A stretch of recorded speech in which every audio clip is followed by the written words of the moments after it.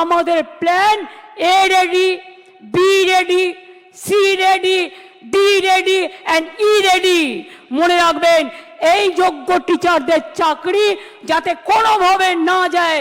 যদি বলে তোমাকে 2 মাসে প্রসেস করতে হবে, আপনাদের তো কেউ চাকরি টার্মিনেট করেনি এখনো পর্যন্ত, করেছে কি?